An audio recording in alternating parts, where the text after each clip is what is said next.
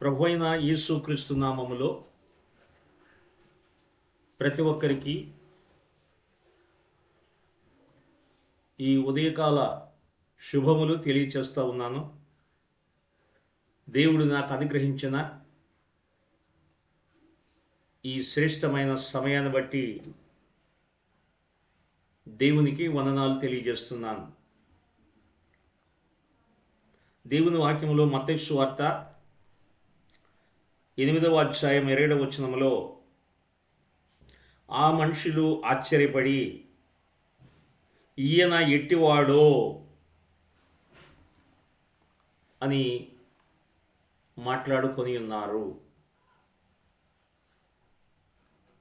ప్రభు అయిన యేసుక్రీస్తు వారు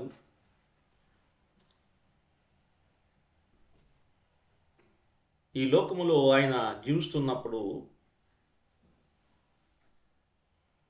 తన శిష్యులతో కలిసి దోణి మీద ప్రయాణం చేస్తూ ఉన్నారు. ప్రభువు దోణిలో నిద్రపోతూ ఉన్నారు. దోణి వెళుతూ ఉన్నది. మధ్యలో గాలి, తుఫాను, అలలు రేగినాయి. అలలతో కొట్టబడుతుంది దోణి. శిష్యులు చాలా భయపడిపోయారు. అయితే ప్రభువు దోణిలో నిద్రపోతుండగా ప్రభు దగ్గరికి వెళ్ళి వారు ప్రాధేయపడుతున్నారు. ప్రభువు వారిని గద్దించాడు. అల్పవిశ్వాసులారా, మీరు ఎందుకు భయపడుతున్నారు అని చెప్పి గాలిని గద్దించారు. ఆ సముద్రపు అలలను గద్దించారు. వెంటనే అలలు ఆగిపోయాయి. గాలి నిమ్మళించింది. అక్కడ వాతావరణం ప్రశాంతత ఏర్పడింది. అప్పుడు ఈ దోణిలో ఉన్న శిష్యులు అనుకుంటున్నారు. వారు అనుకున్న మాట, ఆ మనుషులు ఆశ్చర్యపడి ఈయన ఇట్టివాడో,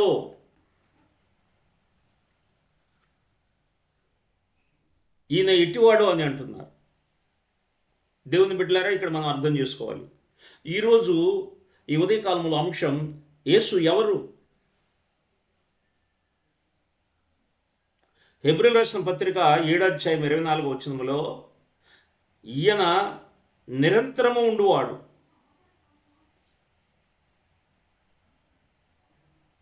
మన అంశం యేసు ఎవరు?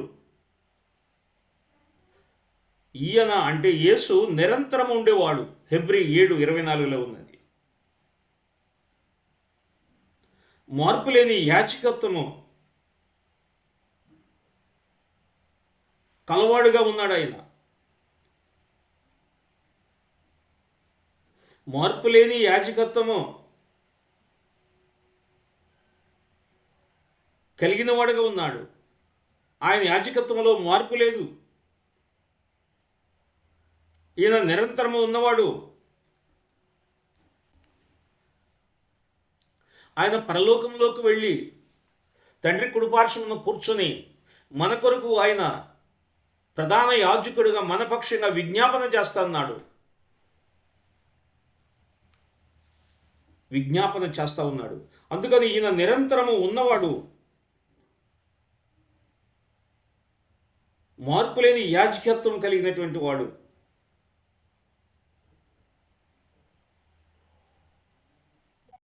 దేవుని బిడ్డలారా, ఇక్కడ మనం ఆలోచన చేయాలి. యేసుక్రీస్తు నిన్న నేడు నిరంతరం ఏకరీతిగా ఉన్నాడు. ఆయనలో మార్పు లేదు. మార్పు లేని వాడుగా ఉన్నాడు. ఆయన నిరంతరము ఏకరీతిగా ఉండేటువంటి వాడు.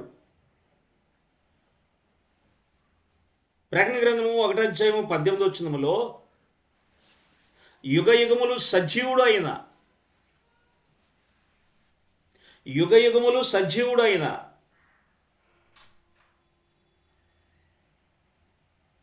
మరణము యొక్క, పాతాళ లోకము యొక్క తాళపు చెవులు ఆయన దగ్గర ఉన్నాయి. లోకము యేసును సిలువ వేసినప్పుడు, సిలువలో ఆయన మరణించినప్పుడు, ఆయన సమాధి చేయబడినప్పుడు ఆయన ఇంకా లేడు అనుకున్నాయి. కానీ ఆయన సమాధిలో భద్రపరచబడిన తర్వాత 3వ దినాన ఆయన మృత్యుంజయుడిగా తిరిగి లేచాడు. మరణాన్ని గెలిచాడు, పాతాళాన్ని గెలిచాడు. మరణము, పాతాళం యొక్క తాళపు చెవులు ఆయన యొద్ద ఉన్నాయి. యుగయుగములు సజీవుడైన ఆయన మృతి చెందలేదు, మరణించాడు, తిరిగి లేచాడు. మనం అర్థం చేసుకోవాలి. లోకం ఏమనుకుందంటే ఆయన మృతి చెందాడు, చనిపోయాడు, ఇక లేవడు. లోకంలో ఉన్న వారికి యేసుకు ఉన్నటువంటి ప్రత్యేకత ఏదనగా ఆయన మరణించినా తిరిగి లేచాడు. నా ప్రాణాన్ని పెట్టడానికి, ప్రాణాన్ని మరి తిరిగి తీసుకోవటానికి నాకు అధికారం ఉంది.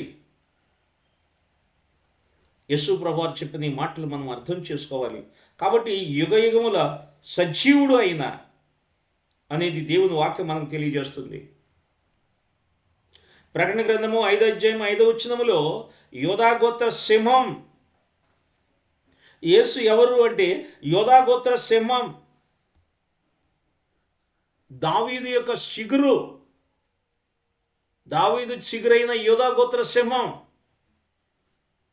దావీదు రాజవంశములో నుండి వచ్చిన యోధాగోత్ర సింహం ఆయన.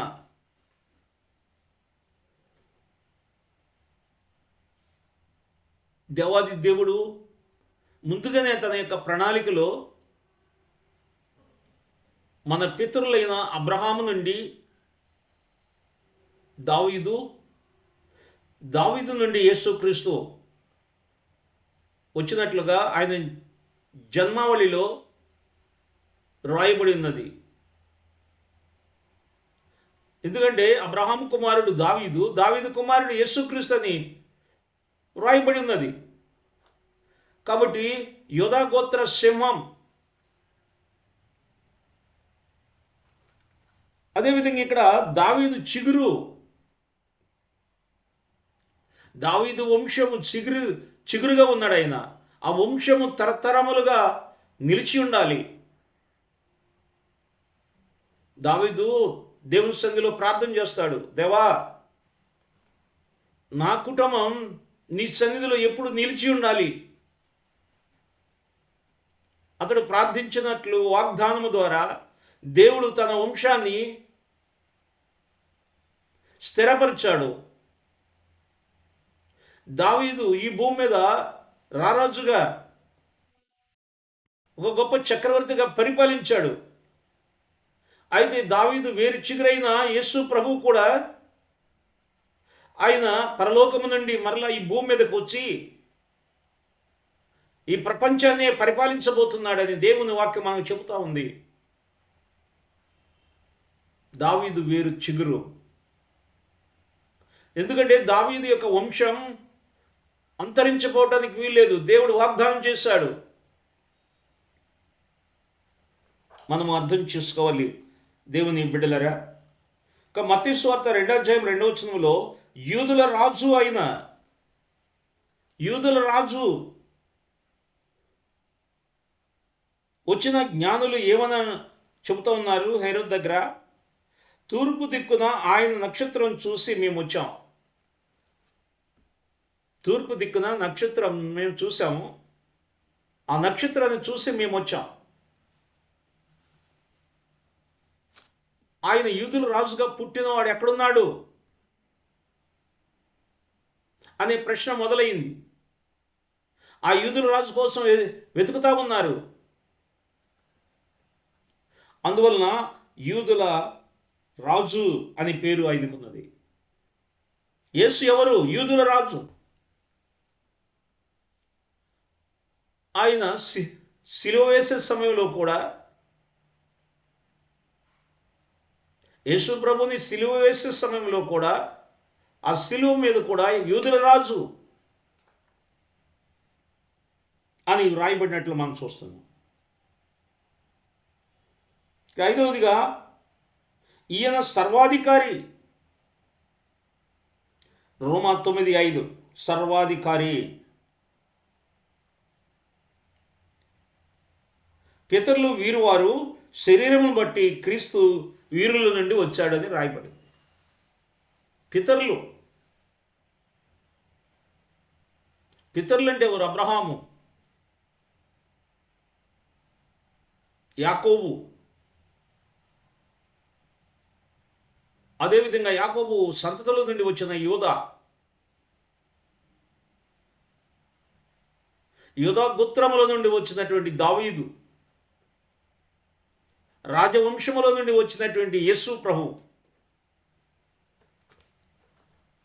ఇక్కడ మనము గమనించినట్లయితే ఆయన సర్వాధికారి అని ఇక్కడ రాయబడింది. ఆయన అనగా యేసుక్రీస్తు సర్వాధికారి. యేసు ప్రభుని గురించి ప్రభు శిష్యుడైన యోహాను సువార్తలో రాయబడిన మాటలు ఏంటంటే, ఆయన లేకుండా ఏది కలగలేదు, సమస్తము ఆయన ద్వారానే కలిగినవి. ఆయన లేకుండా ఏది కలగల, ఆయన ద్వారానే కలిగిన సమస్తం. ఈ భూమి, ఆకాశము, ఈ సృష్టిలో ఉన్న సమస్తము ఆయన ద్వారా కలిగినవి. 2000 సంవత్సరాల క్రితము శిశువుగా ఆయన ఈ లోకానికి వచ్చాడు. కానీ శిశువుగా ఆయన రాకముందు ఆయన ఉన్నవాడు, అనువాడై ఉన్నాడు. ఆయన వాక్కుగా ఉన్నాడు, తండ్రి దగ్గర ఉన్నాడు. పరలోకములో త్రిత్వమైన దేవుడుగా ఆయన ఉన్నాడు. త్రిత్వములో రెండవ వ్యక్తిగా ఆయన ఉన్నాడు. తండ్రి, కుమార, పరిశుద్ధాత్మ త్రిత్వమైనటువంటి దేవుడు, ఏకదేవుడు, ముగ్గురు కలిసే ఉన్నారు. కాబట్టి దేవుని బిడ్డలరా, ఈయన సర్వాధికారి, సర్వాధికారం కలిగిన వాడు. ఆయన లేకుండా ఏమీ కలగలేదు, ఆయన ద్వారా సమస్తం కలిగినాయి. లూకాసు వార్త 9:33 రాయబడింది, ఆయన శిష్యుడైనటువంటి పేతురు అంటున్నాడు, ఏలినవాడా అంటున్నాడు. యేసు ప్రభుని ఏలినవాడు. యేసు ప్రభు ఎవరు? ఏలినవాడా అంటున్నాడు. ఏ సందర్భంలో అంటున్నాడు? రూపాంతర కొండ మీద ఇక్కడ ఒక సంఘటన జరిగింది. యేసు ప్రభు తన శిష్యులను తీసుకుని వెళ్ళి కొండ మీదకి వెళ్ళి ఆయన రూపాంతరం పొందాడు. ఆ కొండ మీద ఆయన ప్రార్థన చేస్తున్నప్పుడు ఈ లోకాన్ని విడిచినటువంటి మోషే, ఏలియాలు ప్రభుతో మాట్లాడినట్టు వీరు గమనించారు. శిష్యులు, ప్రభుతో ఉన్నటువంటి వారు. అక్కడ ఎవరు కనపడ్డారు? ఆ రూపాంతర కొండ మీద యేసు ప్రభుతో పాటు మోషే కనపడ్డాడు, ఏలియా కనపడ్డాడు. ప్రభువు పొందబోయేటువంటి శిలువ మరణం గురించి, ఈ లోకానికి వచ్చిన ఆయన కార్యాన్ని గురించి వారు మాట్లాడుకున్నారు. ప్రభువు ముఖవర్చస్సు మారింది, ఆయన వస్త్రాలు మారాయి. ఆయన అంతరంగంలో ఉన్న దేవుని ఆత్మ పరిపూర్ణంగా ఆయన్ని ఆవరించింది. ఆయన మహిమను, తేజస్సు కలిగిన వాడుగా ఉన్నాడు. ఆ మహిమను శిష్యులు చూడలేకపోయారు.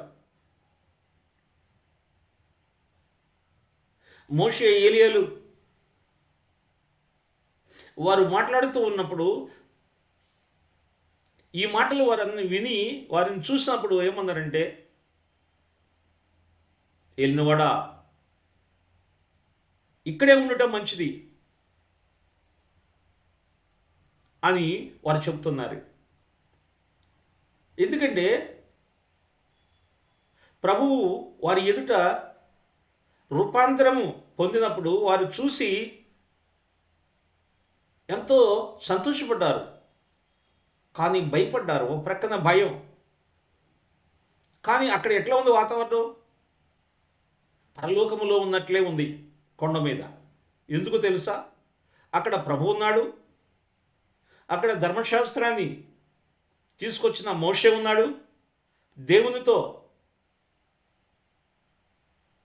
చక్కని సంబంధ భావందావులు కలిగినటువంటి వ్యక్తి, దేవుని కొరకు రోషం కలిగి బ్రతికినటువంటి వ్యక్తి ఏలియా ఉన్నాడు. వీరందరిని చూసినప్పుడు వీరికి ఎంతో సంతోషం కలిగింది, ఒక ప్రక్కన భయం కలిగింది. అయినప్పుడు కూడా వారు ఏమంటున్నారంటే, వెళ్ళినవాడా ఇక్కడే ఉండటం మంచిది,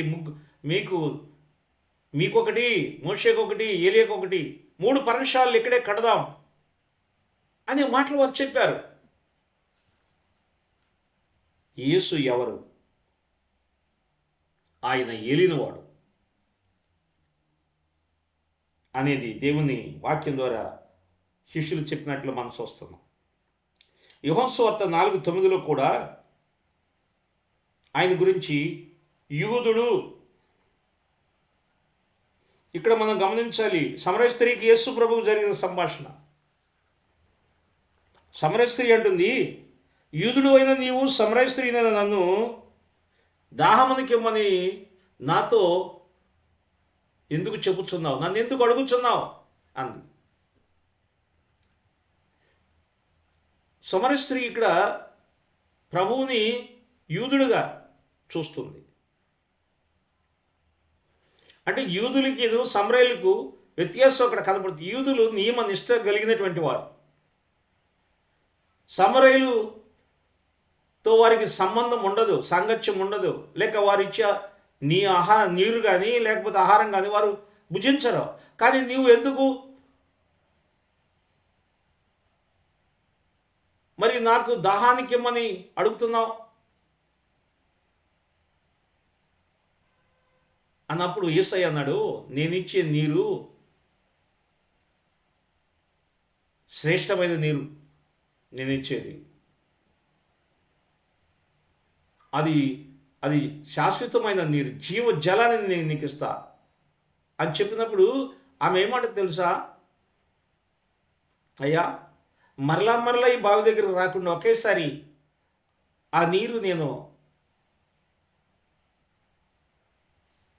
తీసుకోవడానికి నాకు సహాయం చేయండి అంది. ఆమె ఏమనుకుంటుందంటే, అనేక సార్లు ఇక్కడ బావి దగ్గరికి వచ్చి నీరు తీసుకెళ్ళే కంటే ఎప్పుడు ఆయన ఇచ్చే నీరు నాకు ఉపయోగపడుద్ది అనుకుంటుంది. భౌతిక సంబంధించిన ఆలోచన చేస్తుంది. కానీ ఆయన ఇచ్చే నీరు ఆత్మ సంబంధించిన నీరు, అది జీవజలం,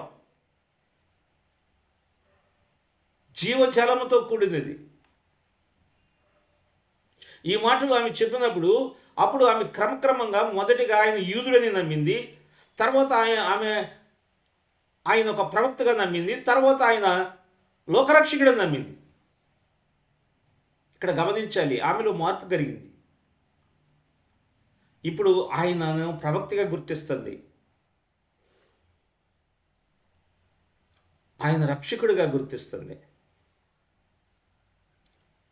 ఆ బావి యుద్ధ తన కుండ విడిచిపెట్టింది.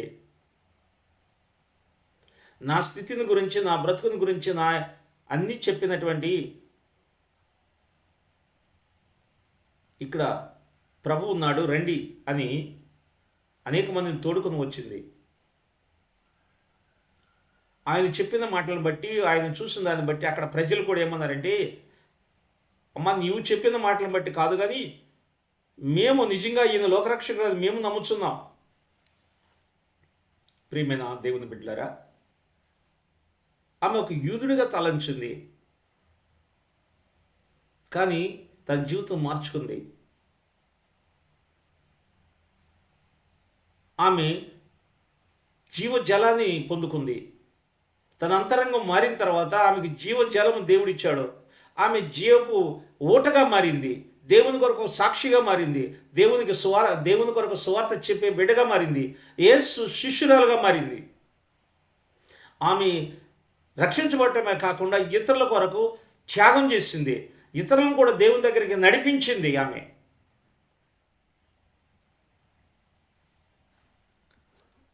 యేసు ఎవరు అని ఈ అంశాన్ని మనము ధ్యానం చేస్తున్నాం. మరొకసారి ఈ అంశంలో ఉన్న మాటలు నేను జ్ఞాపకం చేసి ముగిస్తున్నాను. మొదటిగా, ఈయన నిరంతరం ఉన్నవాడు.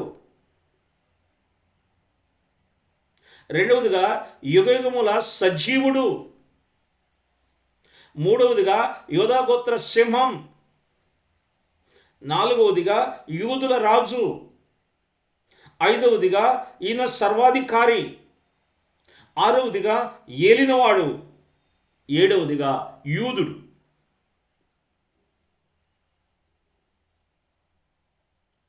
నా ప్రియమైన దేవుని బిడ్డలారా, మనం ఆలోచించేద్దాం. మనకు మనమే ప్రశ్న వేసుకుందాం. వాక్యం చదువుతున్నప్పుడు, ధ్యానిస్తున్నప్పుడు, వాక్యం వింటున్నప్పుడు యేసు ఎవరనేది మనం ఆలోచిస్తే మన జీవితాలు ఎంతో ధన్యకరంగా, ఆశీర్వదకరంగా మారతాయి. ఈ క్రిస్మస్ దినాల్లో ఎన్నోసార్లు యేసుని గురించి వింటున్నాం, ఆయన జన్మం గురించి వింటున్నాం, ఆయన కార్యాల గురించి వింటున్నాం, ఆయన చేసినటువంటి అద్భుతాల గురించి వింటున్నాం, ఎన్నో వింటున్నాం. కానీ యేసు ఎవరు, ఆయన ఎలాంటి వాడు? శిష్యులు జీవితంలో అలజడి ప్రారంభమైంది. భయపడ్డారు. గాలిని చూసి భయపడ్డారు, అలలను చూసి భయపడ్డారు. ఈ ధోనిలో మనము క్షేమముగా బయటికి వెళ్ళగలమా లేదా అని భయపడ్డారు. యేసు ఉన్నవారు గుర్తించలేదు. ఆయన ధోనిలో ఉండగా మనకి భయం లేదు. మన హృదయం అనే ధోనిలో యేసుని చేర్చుకుంటే నీకు భయం లేదు. శిష్యుల జీవితంలో ఎంత ఆందోళన వచ్చినప్పటికి కూడా యేసు వారిని నెమ్మదిపరిచాడు.